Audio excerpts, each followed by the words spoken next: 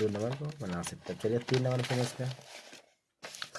यहाँ बोला देखिए, निम्न कथनों को सरल संगत समीकरण के रूप में प्रकाशित करना है। ठीक है, तो चलिए पहले इनका कुछ कॉन्सेप्ट समझ लेते हैं, उसके बाद हम इसको सवाल इन 1 2 3 4 कर लेंगे। ठीक है, रुकिए। ये इसमें सबसे पहले हम समझते हैं एक सरल समीकरण।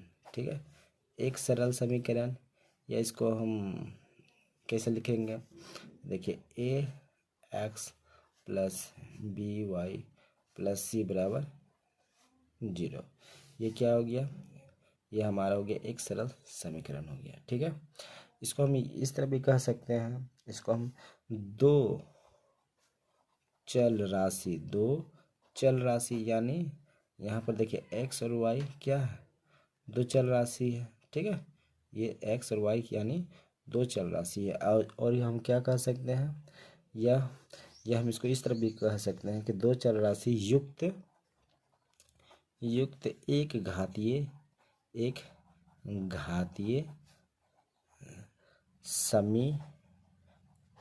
समीकरण भी कह सकते हैं। इसको एक सरल समीकरण भी कहते हैं, मगर इसका दो तरीका से इस तरह भी बोल सकते हैं कि दो चल राशि यानी एक्स और वाई है से युक्त है, और एक घातीय समीकरण यानी इसका जो पावर है एक है, और क्या है? समीकरण है। ठीक है, समझ में आया?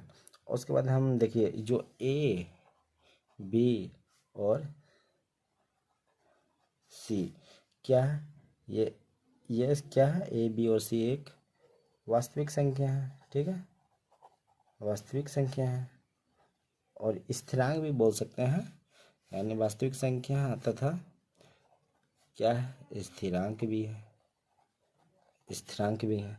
यानी ए बी जो है क्या है? ए और बी क्या? 0, मतलब ए बी शून्य नहीं हो सकता। जब ये शून्य हो जाएगा तो यानी एक सरल समीकरण नहीं बनने वाला है। ठीक है, तो यानी हम कह सकते हैं एक सरल समीकरण क्या है?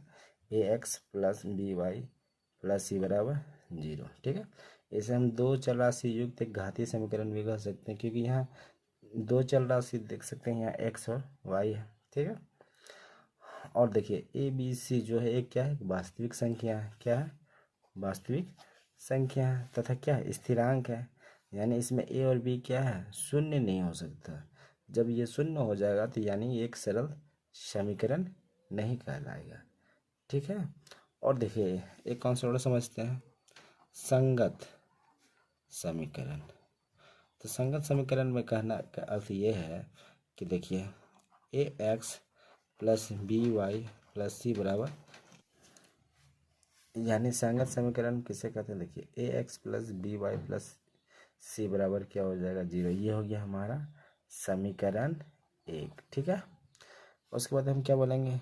ए two X two plus B two Y two plus C two बराबर 0। ये हमारा क्या हो जाएगा? समीकरण 2। यानी जब दो समीकरण एक साथ रहता है उसे हम क्या कहते हैं? संगत समीकरण बोलते हैं। ठीक है, संगत समीकरण पता चल गया, यानी A X plus B Y plus C बराबर 0 हो गया, जो कि हमें एक सरल समीकरण हो गया। सेम टू सेम यही प्रक्रिया रहेगा, A two X two plus B two Y two plus C two बराबर 0। ये हो गया हमारा समीकरण 2। यानी दो समीकरण मिलने से क्या बन जाता? संगत समीकरण। ठीक है, तो इसी के आधार पर हमें सवाल नंबर कितना बनाना है? 3 बनाना है। तो निम्न कथनों को सरल संगत समीकरण के रूप में प्रकाशित करें। तो अब चलिए इसको स्टार्ट करते हैं 3 नंबर सवाल को। 1 नंबर में देखिए क्या बोल रहा है? 3 अभ्यास पुस्तिकाओं और 2 पेन का कुल दाम 55 रुपया, और 4 अभ्यास पुस्तिका और 3 पेन का दाम 75 रुपया। ठीक है, तो चलिए इसको करते हैं।